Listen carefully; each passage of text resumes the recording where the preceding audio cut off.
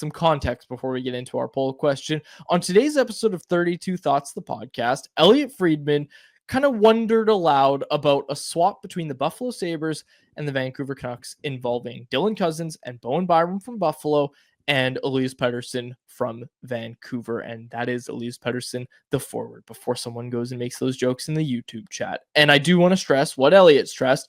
This is just him thinking. This isn't him reporting anything or, oh, I think they've talked about this trade or anything like that. This is just him putting together a trade proposal. So look, people in the chat, why are we even talking about this?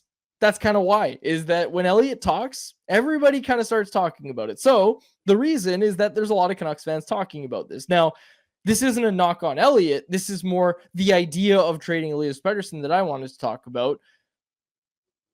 I think the lesson that you've learned from Buffalo with Jack Eichel, with Sam Reinhart, and maybe to a little bit of a lesser extent, but also the lesson that we learned from the Calgary Flames when it came to the Matthew Tkachuk trade is when you're the team giving up the best player in a deal, it's just hard.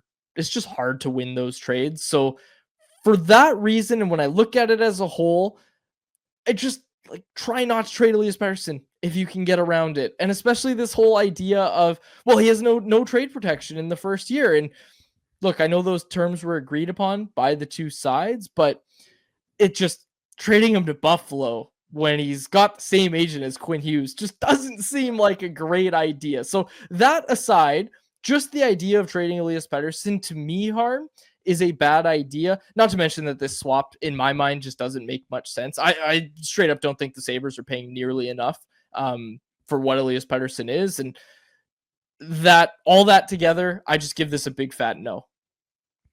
For sure. There's just too much risk with that involved. Cousins had less than 50 points last season, is on pace for less than 50 points this season. He's got potential, but it's potential, right? He's 23 years old. He hasn't proven himself as an upper echelon, no questions asked, high-end top six centerman yet. And then Bowen Byram, we like Bowen Byram. We know he's a good top four defenseman, but there's risk there as well as far as the history of head injuries. UFA at the end of this year too. Our RFA with our Braids. Oh, excuse me. Yes. But I'm with you with this greater philosophy of we just spent so much time talking about the lack of the highest offensive gear that a lot of these cup contenders have that they can reach. And a lot of that is driven by having star level players. Now, has Elias Pettersson been an $11.5 million player this season? Absolutely not. He needs to be better. We know that, but he's 26 years old. I still believe that there's a good chance he could bounce back and play at the level of, say, a top 10 centerman in the NHL. If you trade Elias Pettersson, I think there's almost zero chance you're getting a player back who can provide a potential star level value to your team offensively, especially in this window of when you're trying to win. With Quinn Hughes under $8 million. And look at the Jack Eichel trade as a perfect example. That's probably they got Alex Tuch back, Krebs, the first and the second. Tuch's a good player. That trade didn't turn out horribly for Buffalo when you look at compared to, let's say, Calgary with Matthew Tkachuk and what they got back. But still, Alex Tuch is nowhere near Jack Eichel's quality. The other thing to keep in mind is JT Miller is turning 32 years old in March. Can you win a cup with him at, say, 33 or 34 years old if he's your best forward? I wouldn't want to be in a position where you are putting all of that responsibility, all that burden on his shoulders. Yeah, absolutely. Now, all that being said, Harm, we just talked about, you got to go trade for this guy. You got to go trade for this guy. This team needs pieces.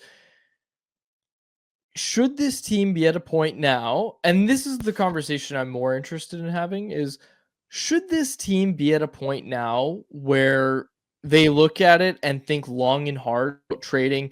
I don't even want to use the word core piece, but like a solid NHL piece in order to get some real change? Or because seriously, if we're talking about, okay, I want to add a defenseman with term to this team, good luck with your Niels Höglander centered trade package.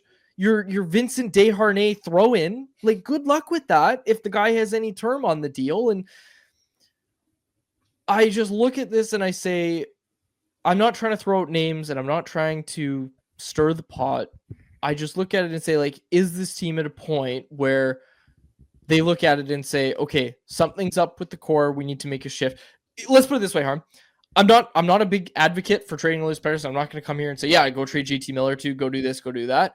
But if teams are calling and they're interested on anyone, the only person I hang up immediately on is Quinn Hughes. I'll say that. That's the only player that I hang up immediately on. I hear out the other guys. I caution against trading Elias Pettersson. We didn't even bring up the Mark Stone trade. How's Eric Brandstrom looked? The key piece in the Mark Stone trade, or one of the very, very key pieces of the Mark Stone trade.